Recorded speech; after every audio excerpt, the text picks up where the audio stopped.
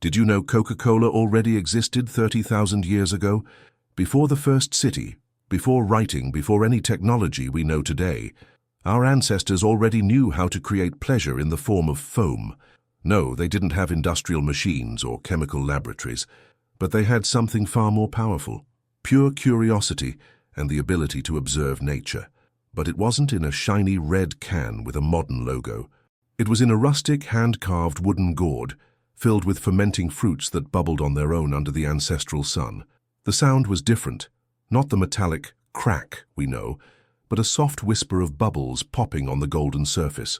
The question that will change how you see your next Coca-Cola is, how did a completely accidental discovery by a caveman become the neurological and social basis for all our modern beverage rituals? How did something as simple as forgotten fruit in the heat create the chemical foundations of human socialization? Get ready for a journey that goes from Paleolithic caves to modern supermarket shelves. Visualize a summer morning 35,000 years ago, when the world was completely different from what we know today. There were no cities on the horizon, no roads, no constant hum of modern civilization, just the pure sound of wild nature, wind in the trees, the songs of birds now extinct, and the distant murmur of a crystal-clear stream. The rising sun illuminates a secret clearing between gigantic trees where wild fruits, some the size of plums, others small as cherries, lie scattered on the dirt floor. Some are visibly rotten, covered in flies and ants. Others are at the perfect point of natural fermentation, exuding an aroma that mixes sweetness with acidity. A young woman of about 20, whom we will call Nara, cautiously approaches this clearing.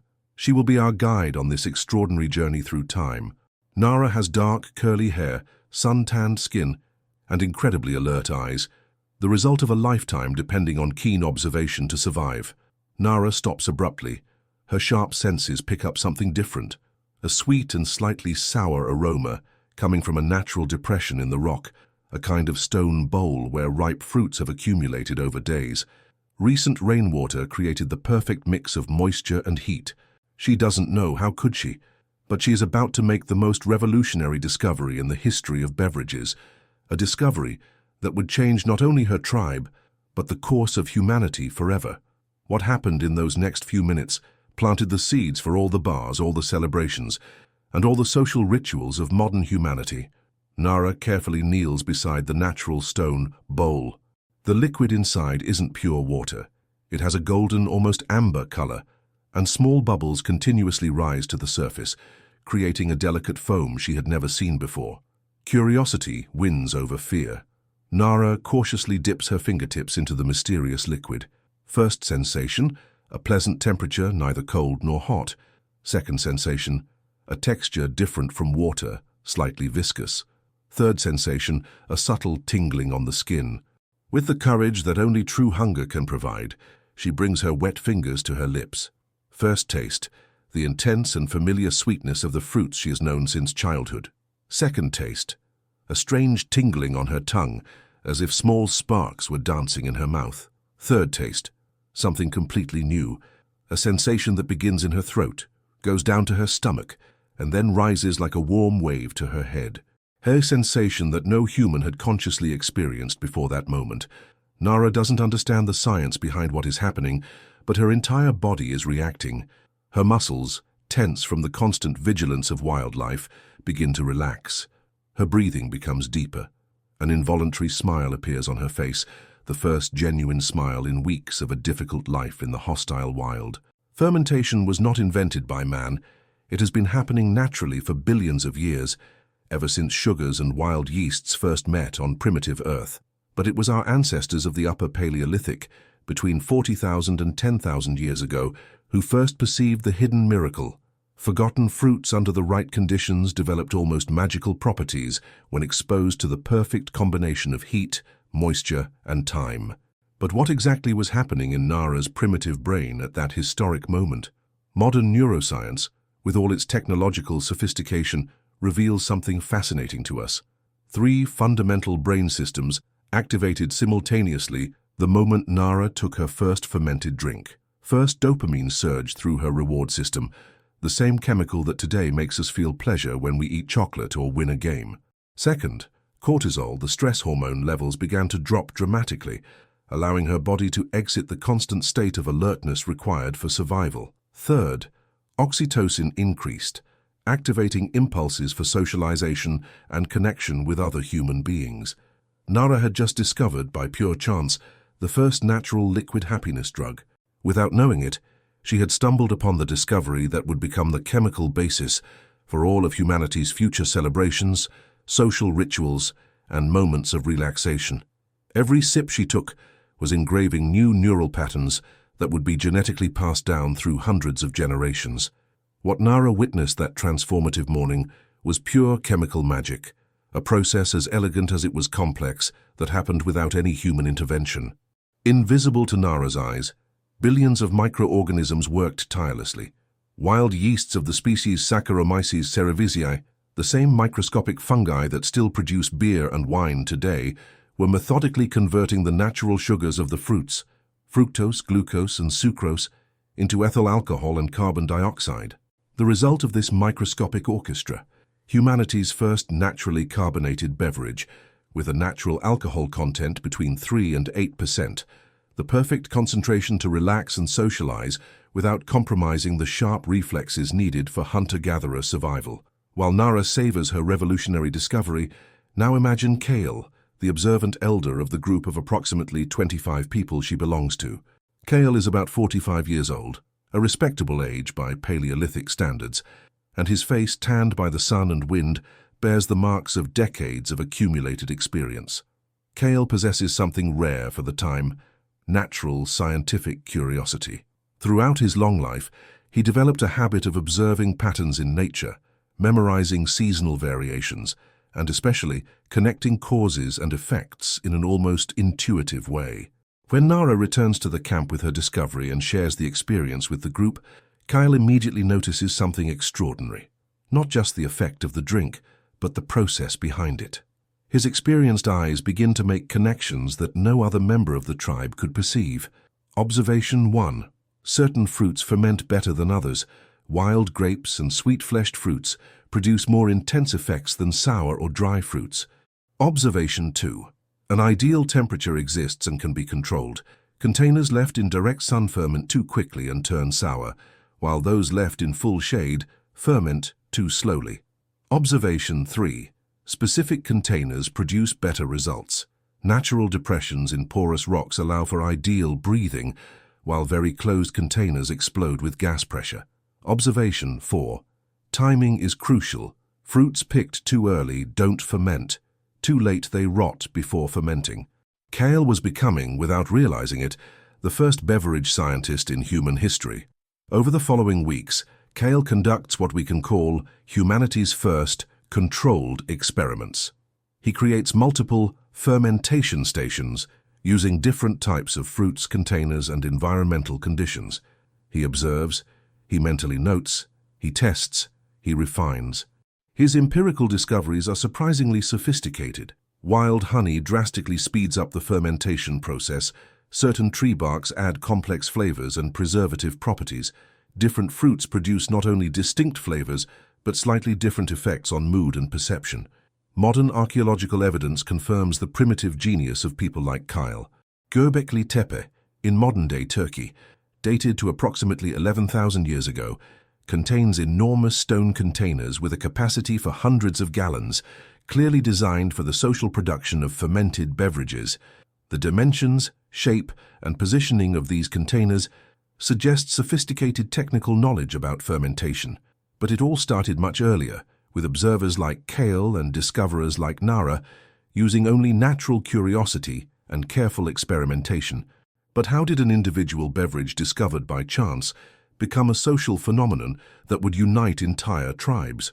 The transformation happened on a specific night that changed everything. Visualize the scene: a starry night around the main campfire of the camp, exactly 30,000 years ago. The night sky was dramatically different from what we see today. Without light pollution, the stars shone with an intensity impossible by our modern standards, creating a natural planetarium that covered the entire celestial dome. The day had been particularly difficult for Nara and Kale's tribe. The morning hunt failed completely. Animals were scarce this time of year. likely due to seasonal climate changes. In the afternoon, a tense argument between two young hunters almost resulted in physical violence over the division of the few available resources. The constant pressure of survival weighed on the shoulders of all 25 members of the group. Tension was visible on every face, contracted muscles, suspicious glances between members who normally cooperated, children whining because of hunger and the tense environment, couples avoiding eye contact. The social fabric of the tribe was dangerously unraveling. It was then that Nara had a stroke of genius. She had spent the last 2 weeks, since her initial discovery, secretly working with Kyle to refine and expand the production of the golden foam. They had created several natural fermentation containers and experimented with different fruit mixtures. On that specific night, they had their best batch yet, almost 3 gallons of perfectly balanced fermented beverage. Nara appears in the center of the circle around the campfire, carefully carrying 3 polished wooden gourds, each filled with the aromatic foam that bubbled gently. First collective sip. The tense silence that dominated the group breaks instantly. Surprised faces, exclamations of pleasure, curious questions about the unprecedented flavor. Second collective sip. The first genuine laughs in days begin to echo around the campfire. Muscles visibly relax, body postures become less defensive. Third collective sip. Stories begin to flow naturally, jokes resurface, improvised songs emerge spontaneously, couples approach each other again, children stop crying and watch, fascinated by the adults' transformed behavior. Alcohol in small doses has a unique neurological superpower. It selectively inhibits the prefrontal cortex, the part of the brain responsible for social anxiety, excessive self-censorship, and defensive behaviors. Simultaneously, it stimulates the production of natural endorphins and facilitates the release of neurotransmitters associated with trust and empathy. For nomadic groups that depended absolutely on social cohesion to survive in hostile environments, this represented a behavioral revolution. The British anthropologist Robin Dunbar, from the University of Oxford, developed a fascinating theory. Fermented beverages may have been evolutionarily crucial to allow human groups to grow beyond the natural size of primates, about 50 individuals, to form communities of up to 150 people, the famous Dunbar's number. The explanation is neurological. Maintaining complex social relationships in large groups requires enormous amounts of mental and emotional energy. The constant stress of navigating social hierarchies, resolving conflicts and remembering alliances and animosities can be mentally exhausting. Fermented beverages provided a social relaxation technology that made it possible to maintain cohesion in larger groups. It wasn't just primitive recreation, it was sophisticated social technology. The first chemical tool to build civilization was being born in Nara's experienced hands and Kyle's observant mind. On that historic night around the campfire, as the fermented drink circulated among the tribe members, something extraordinary happened. Conflicts that seemed irresolvable in the morning dissolved into constructive conversations at night. Alliances that were unraveling solidified again. Creative ideas for hunting and gathering emerged from the relaxed collective discussion. Most importantly, humanity's first conscious social ritual was born. From that night on, whenever tensions arose in the group, someone would suggest, "Let's go get some of Nara's foam." But Nara's transformative journey was just beginning. 6 months after her initial discovery, during the height of the Paleolithic winter, Nara experiences something that will change her understanding of the nature of reality. During one of the coldest nights the tribe had ever faced, when survival depended on making critical decisions about migration, Nara decides to conduct a bolder experiment. Instead of just using conventional sweet fruits, she adds to the fermented mixture certain roots and leaves that Kale had identified as dream-altering plants, probably precursor species of plants now known for mild psychoactive properties. Now visualize a transformed Nara, from an accidental discoverer to an experimental shaman. In a secret cave away from the main camp, illuminated only by a small fire that projects dancing shadows on the rocky walls, covered with primitive cave paintings, Nara carefully prepares her sacred recipe.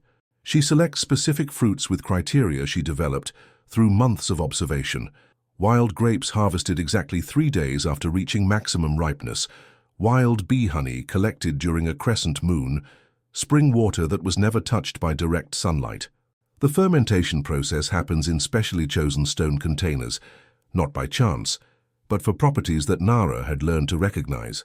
Specific porosity that allows for ideal breathing, a shape that facilitates gas circulation, and positioning that receives the precise amount of solar heat during the day. When the mixture reaches the point that Nara intuitively recognizes as perfect, based on aroma, color, intensity of bubbling, and even the taste of the air around the container, she conducts her first truly spiritual ritual. The result completely transcends her previous expectations. The enriched fermented beverage doesn't just relax or socialize, it literally opens perceptual portals. Colors become more vivid. Sounds of nature acquire deep symbolic meanings. Connections between seemingly unrelated events become crystal clear. Ancestral memories emerge with photographic clarity. For 4 consecutive hours, Nara experiences what can only be described as an expansion of consciousness. She sees future weather patterns that will allow the group to anticipate seasonal changes. She understands animal behaviors in ways that will drastically improve hunting techniques. She feels the location of hidden natural resources, water springs, fruit trees, ideal shelters for future migrations. Nara had not just created a drink, she had developed a chemical bridge between worlds. Modern archaeological evidence confirms the antiquity of this spiritual discovery. Çatalhöyük in modern-day Turkey, dated to 7500 BC, reveals some of the first intentionally built human breweries. But what makes these findings extraordinary is not just the technical sophistication of beverage production, it's their direct association with sacred ritual spaces. Fermentation containers were elaborately decorated with complex cosmological symbols. Stone altars were positioned specifically for collective ritual. Burials of shamanic figures were accompanied by ceremonial gourds containing residues of fermented beverages. Mural paintings depict human figures in visibly altered states of consciousness, holding bubbling containers. The scientific conclusion is inescapable. Fermented beverages were considered essential spiritual technology, not casual entertainment. During the months following Nara's transformative experiment, she gradually becomes the tribe's first spiritual chemical specialist. Group members begin to seek her out, not only for social moments but for rites of passage, births, deaths, initiations, healing rituals, both physical and emotional, and especially for critical tribal decision-making. The protocol that Nara develops is surprisingly sophisticated, different mixtures for different purposes. Socialization versus spirituality versus healing, specific timing based on lunar and seasonal cycles, ritual preparation that includes fasting, meditation, and temporary isolation, and a controlled dose based on the individual's body weight and previous experience. The consciousness alteration technology developed by Nara would be passed down through shamanic lineages for tens of thousands of years. As the years pass, Nara develops what can only be described as the first informal school of mixology in human history. Her specialization evolves from accidental discovery to sophisticated empirical science. Through literally hundreds of controlled experiments over almost a decade, Nara maps a complex universe of flavors, effects, and applications. Her revolutionary discoveries include Discovery 1 natural accelerators.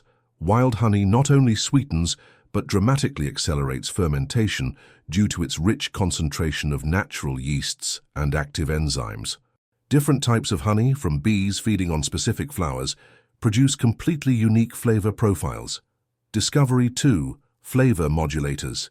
The barks of specific trees, primarily birch, young oak, and wild cherry, add not only complex flavors, ranging from natural vanilla to spicy notes, but also preservative properties that allow for longer storage periods. Discovery 3 effect controllers. Different fruits produce not only distinct flavors, but markedly different effects on mood, energy, and perception. Wild grapes tend to produce deep relaxation and sociability. Small red berries, ancestors of cherries, generate energy and alertness. Yellow-fleshed fruits, ancestors of peaches, facilitate introspection and creativity. Discovery 4 spiritual amplifiers. Certain combinations of non-alcoholic plants, when added during the final stages of fermentation, significantly amplify the consciousness-altering effects without dangerously increasing the alcohol content. Nara was becoming, literally, the first specialized mixologist in history. But the most impressive aspect of her evolution is the systematic transmission of knowledge. Nara develops elaborate methods to teach her techniques to her daughters, granddaughters, and other young women in the tribe who show aptitude and interest. The educational process she creates includes memorization of hundreds of recipes through songs and stories, sensory recognition of plants and fruits through intensive olfactory training, intuitive understanding of timing and temperature through observation of natural signs, sun position, air humidity, insect behavior, and most importantly, the development of a chemical palate, the ability to detect subtle nuances of fermentation that indicate quality, potency, and safety. Modern studies with contemporary traditional peoples reveal the impressive depth of this ancestral knowledge. Some indigenous Amazonian tribes know more than 200 different plants, specifically for the production of fermented beverages, each with specific pharmacodynamic properties, unique preparation protocols, and distinct ritual applications. People in the Peruvian Andes maintain fermentation traditions that include more than 150 varieties of corn, each producing slightly different flavor and effect profiles. Traditional peoples of sub-Saharan Africa use more than 300 species of fruits, roots, and grains for fermented beverages, with detailed knowledge about ingredient interactions, seasonal effects on potency, and storage methods that preserve quality for months. This encyclopedic knowledge did not arise spontaneously. It is a direct inheritance of the meticulous experiments initiated by pioneers like Nara 35,000 years ago. During her last years of life, Nara lived to be 52, an exceptional longevity by Paleolithic standards. She establishes what can be considered the first informal university of fermentation technology. Young women from neighboring tribes travel specifically to learn from her. Knowledge is exchanged, refined, combined with local techniques, and distributed through social networks that cover hundreds of miles. The Paleolithic Coca-Cola had evolved from a fortuitous accident into a refined art, from an individual discovery to a cultural tradition, from a simple drink to a complex social technology. But the question that most intrigues modern scientists is, why does this ancestral knowledge still resonate so deeply in our contemporary brains? The crucial question that connects past and present. Why exactly does a cold Coca-Cola provide us with instant, almost involuntary pleasure? Why does the simple sound of a can opening automatically activate our salivation even before we see or smell the drink? Why do we unconsciously associate sweet, carbonated soft drinks with celebration, relaxation, and socialization? Why do small children who have never been taught about drinks instinctively prefer sweet, effervescent liquids? The scientific answer lies in the direct neurological legacy of Nara and thousands of other Paleolithic pioneers. For hundreds of thousands of years, a period of time so vast it is difficult to intuitively comprehend, our ancestors consistently repeated the same behavioral pattern. They associated sweet fermented drinks with specific and measurable positive outcomes. Food safety. Fermented drinks indicated an abundance of natural resources and the tribal ability to process food in sophisticated ways. Brains that responded positively to these signals had a survival advantage. Social cohesion. Individuals who enthusiastically participated in collective fermented beverage rituals were more socially integrated, received more support during crises, had preferential access to shared resources, and consequently left more descendants. Sacred rituals. People who demonstrated appropriate responses to ritual fermented beverages were considered spiritually attuned, received elevated social status, and often became community leaders with significant reproductive influence. Post-stress relaxation. Brains that used fermented beverages to modulate chronic stress caused by a life of constant survival functioned better in the long run, maintained superior mental health, and were more effective at critical decision-making. These behavioral associations were literally imprinted in deep neural circuits through natural selection. When you feel involuntary pleasure drinking a cold Coca-Cola, you are experiencing direct neurological echoes of the joy Nara felt 35,000 years ago. The same neurotransmitters, the same brain pathways, the same endocrine responses. When you automatically share a sweet drink with friends during celebrations, you are executing behavioral social bonding protocols established around Paleolithic campfires. When you unconsciously associate soft drinks with special moments, relaxation and pleasure, you are following evolutionary behavioral patterns that helped our species survive and thrive. When small children show an innate preference for sweet carbonated drinks, they are manifesting genetic predispositions selected over hundreds of thousands of years of human evolution. The modern beverage industry invented absolutely nothing. It only discovered how to artificially replicate, through industrial technology, the neurological sensations that Nara and her successors produced naturally through the fermentation of wild fruits. Coca-Cola, Pepsi, Sprite, and all other modern carbonated drinks are essentially an industrial hack of the brain circuits that evolved to respond positively to Paleolithic fermented beverages. Corn syrups replace natural fruit sugars. Industrial carbon dioxide replaces natural fermentation. Chemical additives replicate flavors that originally came from wild plants. The fundamental neurological formula remains identical: sweetness plus effervescence plus social ritual, activation of reward, relaxation, and bonding brain systems that were essential for ancestral survival. There is something profoundly magical and almost poetic in realizing that humanity's first soda was born in the curious hands of a Paleolithic woman like Nara on a summer morning 35,000 years ago, through pure chance combined with natural scientific curiosity. Fruits forgotten in the sun, spontaneous fermentation, an accidental discovery that literally changed the course of human civilization. Every time you open a cold Coca-Cola and feel that first familiar burst of sweet, effervescent flavor, Nara somehow smiles across time. Every time you share a drink with friends and feel that immediate social connection, you are honoring rituals established around Paleolithic campfires. Every time a sweet drink provides emotional comfort after a difficult day, you are accessing wellness technology developed tens of thousands of years ago. The only real difference between Nara's world and ours is superficial. Containers, rustic polished wooden gourds, sophisticated recyclable aluminum cans. Ingredients: naturally fermented fruits by wild yeasts. Industrial syrups artificially carbonated. Environment: campfires under a star-filled sky without light pollution. Bar tables in cities lit 24/7. Community: tribes of 25 people who knew each other intimately. Global social networks of millions of strangers. But the neurological and emotional essence remains absolutely identical. The universal human quest for moments of shared pleasure, for substances that help us relax and socialize more effectively, for small liquid rituals that make the everyday experience of life slightly sweeter and more connected. We are literally the only known species on the planet that transforms sugar into chemical joy, and this extraordinary ability began with courageous and curious people like Nara, who had the audacity to try fermented fruits found by chance on a Paleolithic morning.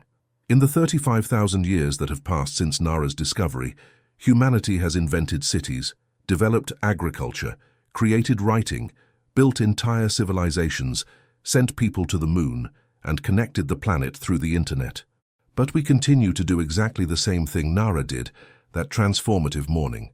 We seek sweet flavors that make us smile, drinks that help us relax, and especially liquids that connect us to each other through shared pleasure.